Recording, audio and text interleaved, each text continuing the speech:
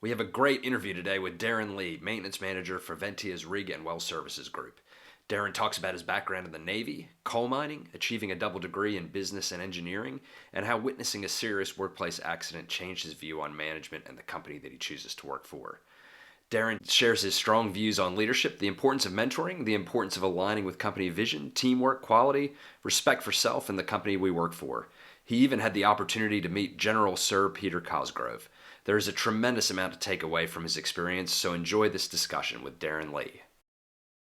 I'm Kyle, and I work with some of the most impressive leaders and teams delivering services for the world's largest mining and energy companies. Real leadership happens in these tough conditions and high-risk environments, and here are the stories from leaders on the front line. So I'm here with Darren Lee, who's our maintenance manager, and really looking forward to this conversation, actually, Darren, because I think your background and history is a really interesting one, and then particularly how you got into this industry and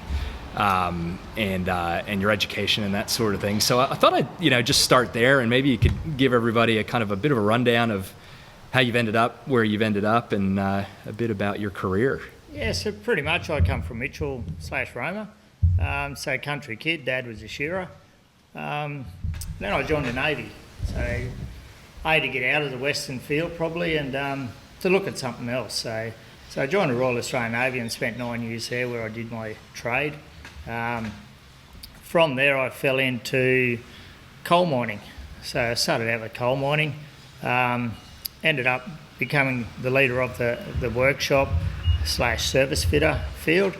So we did that, and then we got caught up with probably a serious accident, which probably made me reevaluate frontline management and leadership.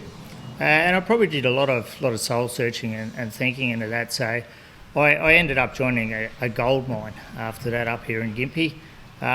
From there, I joined the oil field. So I was probably a late starter into the oil field. I was early 30s. But what I found with the oil field, it was very similar to the military. You were there by yourself, you had to fix stuff, you didn't have a lot of support in the early 90s. Your rig manager was the boss. So I was quite comfortable in the rig and well servicing field, coming from my background. From there, I got an opportunity at the time. Offshore was booming, so I got an opportunity from a night manager, Derek Bedford, I think his name was, and he said, "Why don't you give it a go? Your personality and that would suit offshore." So I joined Seadrill, and from there I was working away. We were working month on, month off sort of thing, and I was always interested about extra studies. So I grabbed the QTech book and found out that, so I decided to do a dual degree in engineering and business. So I did a double degree from there, which I found, I'd say it was challenging, but it could suit because I could take my practicality to work. Mm-hmm. So I could work, obviously, and I was a technical section leader offshore, so I could quite easily adapt my business and engineering style to what I was doing. So that was great, and from there it led me to other opportunities throughout the field, and then on the Eastern World. So I've been able to grab all those life experiences and become who I am. And when you talk about leadership, I've been blessed by a number of mentors and personnel, and you don't find a lot of them around there, you know what I mean? So, because you got your differential with leadership to management. So probably the biggest accolade I received from my last CEO was I was probably the closest he'd seen to a leader and a manager.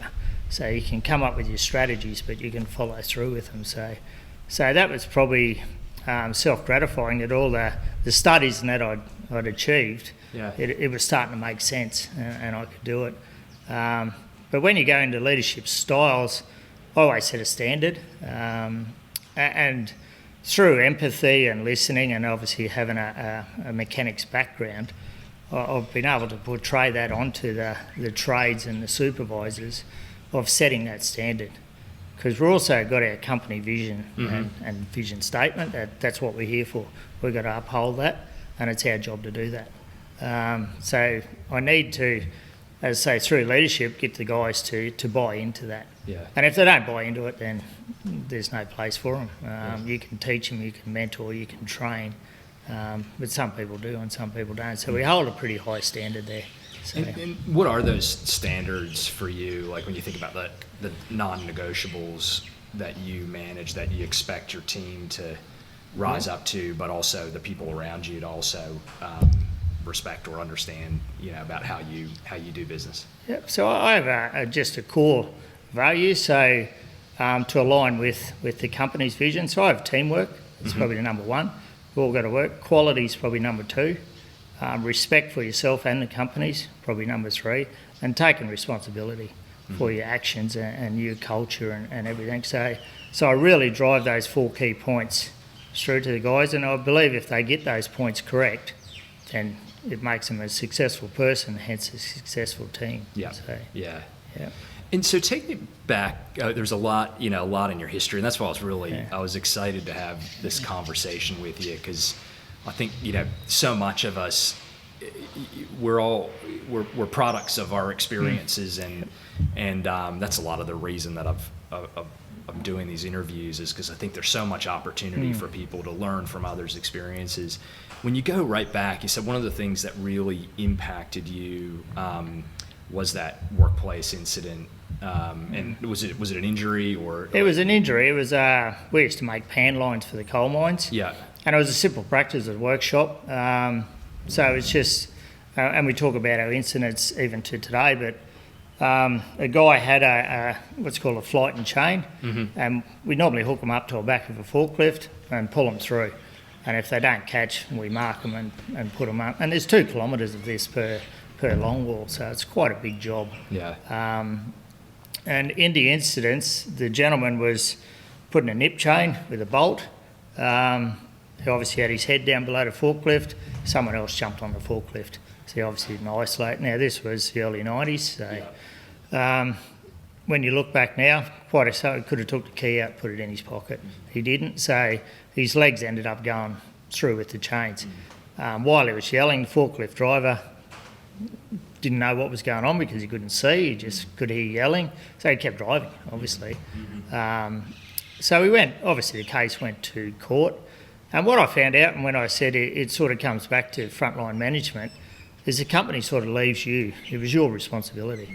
You were in charge of that workshop. We never got taught that in the early 90s. We just, you're the supervisor. Okay, let's keep going with what we're doing. So I'd like to think we've come leaps and bounds in that aspect. So that just made me rethink of, the company that I wanted to work for. Yeah. I didn't see a future with that company because they always say that companies, they can pay their way out of it, so that's not a problem. So they can go to court and settle out of court. But it was that factor that his wife was ringing up and the gentleman wanted to commit suicide, the fact that he had no leg on one foot, so it sort of becomes personal. Yeah. And once again, so it was a big wake-up factor. And it was, looking back, it was probably good. I readjusted my lifestyle and away we went, you know what I mean? So no, it was a career-defining moment, sort of that incident, yeah. And then, so as you sort of went forward in your career, I mean, you had that experience, which, rightly so. I think about my own experiences with people that have been seriously injured, and unfortunately, there's been a couple over my career, and I think, to your point, that it gets you. I mean, it gets you personally. And there's no other way to describe it. God, sometimes when I tell the stories, I almost tear up because it exactly has that much of an impact. And so, as you progress, I mean, clearly you went, okay, there's a different way to do things for you. Did you look at the companies when you, I guess, either went in the military or I guess the military is probably a little bit harder in this case, but when you looked at companies that you wanted to go work for, did you assess the culture, and how do you think about that? You do. You do a lot of research on the company, and you want to see where the company wants to go, what values the company brings, and you sort of get a feel very quickly through talking to other people. And we're in an industry that everyone talks, so it's quite easy to see those company values and beliefs, that who you want to work for. And at the end of the day, going back to the military, are they going to follow you? Are they going to back you? And I felt our company didn't, which they didn't. And purely and going back to getting off the case for myself not being in trouble was, as a fitter, I'd perform the same activities And as soon as I said that, the lawyer sort of, okay, fair enough. So you just haven't got a process in place for this. No. So yeah, definitely look for a bigger picture with companies. So yeah. Fair enough. No, that's it's interesting. And so when you, no doubt, you've given some advice to people over the years about thinking about where they go to work and the type of people they're working for, or the companies they're working with. What do you tell people typically? Well, and it's quite interesting. Obviously, I get involved with a lot of recruiting with our company, and once again, going back to the leadership forum, is empathy.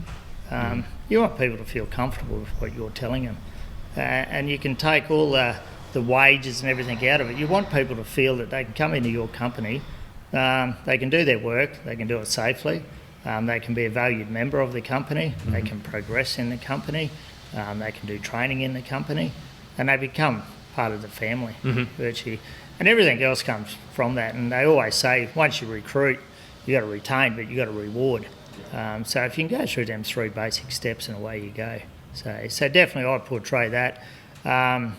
With my positions, coming back to Ventia wasn't a hard decision because I knew the ground structure was there. So I've been fortunate. I haven't worked for a lot of companies, but the companies I work for are very valued. Picked well, yeah. That's and when empathy's, I think empathy's a word that's talked about a fair bit these days in management circles, and about leaders needing to be empathetic, which I agree with, frankly. But I also, there's kind of the line between empathy, but also having to draw a line around expectations. And how do you balance those two when you think about it with your team? So you got to be on the forefront. So the expectations, that is the no line in the sand. These are the values, these are the methods we're going to do. When the trades turn up on site, they turn up, as I say, responsible for being there. The rig manager's our client, so we've got to treat our client with the respect that they deserve. So that's just a hard and fast fact. Where the empathy comes into it is if they're doing their rules and regulations as required, you pull them in, you have a talk to them, and say, you can meet them. Phone's on 24/7, so you can always talk about that extra activities they do after work. So you can just, as I say, break it down to work's not all about work, you know what I mean? Yeah. You can have that chat about it. So we go down that path. Yeah, good one. Yeah, that's that kind of human connection's an important Oh, one, exactly. isn't it? Yeah. I mean, we're all here to get a job done, but I think also understanding each other and connecting on more personal level really adds a lot of value. So thinking about, I mean, your role, we've got 40 some sites around the country. There's equipment, all over. It's not just one piece of equipment at each site, right? We've got a significant footprint. As you've kind of progressed in your career, how have you seen kind of the philosophies around maintenance change? And what are you seeing today, versus if you think about, going back a few decades, what did it look like? What did it look like then? Oh, exactly. And you could probably go back to the attitude back in the day too. And I hate using old school, but back in the day, you didn't have Google, you had to fix stuff. Yep. You didn't have spare parts, you didn't have, people you could ring up, that was it. You got a bit of gear and you had to fix it. Today, we're a multi-billion-dollar business, what I mean? We've got spare parts, we've got millions of dollars parts here, we've got Googles, we've got third-party providers that can come out on site. But where you got to go with it is using that technology. And I've always said it through my career, you got to have data. Yeah, I'm a data nerd. You got to have data to tell the picture. And there's so many technology platforms out there to get the data now. So you hear me say about condition monitoring and reliability-centred maintenance and that. We haven't got a lot of people. You'll never get a lot of people. But what you can do is use that technology to tell the machines what they want. It's like us going and getting a blood test done. So it's exactly the same thing. So if we can put sensors, monitors on the machine, and we can get the machine talking to the mechanics, we can start to use technology as our benefit. So. And what's next, do you think? I mean, if you had a crystal ball, you're talking about data and the technology, like where's the the maintenance worker of the future? What's it look like? Oh, it's artificial intelligence. Like I say, you're going to have very skilled technicians, but they're not going to be a mechanic to change an injector on a motor, you know what I mean? Like it's the future of what we're looking at, and the Teslas and everything else. It's going to change trades quite significantly, and where we're going in that field. And it's what the clients want, the BHPs want. Yeah. And it's interesting, up at Jimble Bar, like the whole site's automated. And then you're talking about dump trucks that couldn't tell you how big they are, but they're driving around by themselves at 50 kilometres an hour, 30 metres behind a light vehicle, you know what I mean? So it's quite daunting. Yeah. And but everything on that site is automated. It's amazing. The technology is just progressing so rapidly. Yeah. It really comes down to great people to keep up with it almost. So we've got to just keep educating ourselves and keep learning. It's really interesting. My mind starts to wander on this stuff really quickly. It's quite amazing. We'll have to do a whole nother one of these just talking about that stuff, I think, because we can we'll nerd out together about the data, that's for sure. But no, that's great. And so I guess just starting to wrap up here, when you think about kind of the greatest leadership lessons that you've been taught, or the couple that just stick in your mind about either how you coach people to lead or with yourself, what are the ones that really stick out that you hold near and dear and kind of and either communicate regularly or just hold to yourself? Well, it's funny, and once again going back, there's probably only so many managers or leaders that you align yourself for, and in the military I had a pleasure to meet Cosgrove. Oh yeah. Quite a large man, quite a big presence, and we played a lot of rugby, and he's just one of them guys, when he spoke you listened. Yeah. So he had that character, that aura about him, and he spoke directly, he looked you at the eye, all those mannerisms you're looking for. And then the other thing is, from management, is mentor. You know what I mean? There's a lot of great managers out there, there's a lot of things that we don't know. So we get put in a position, once again, off you go. But there's always those catch-ups, those chats. As I say, everyone takes criticism on board, and I think criticisms, we've got to challenge ourselves to be better. So definitely they're the traits that I look as say, mentor, and the leadership styles of certain people. You have certain personnel that jump in, and you can see the room, they start talking and everyone starts fidgeting on their phone, away they go. So they just haven't got those traits that you look for in a leader. So. No, that's really good. And as I mentioned at the beginning, I was really looking forward to this conversation, Darren, because I think, your experience and background, I really value it, and I know others do as well. So this has been great.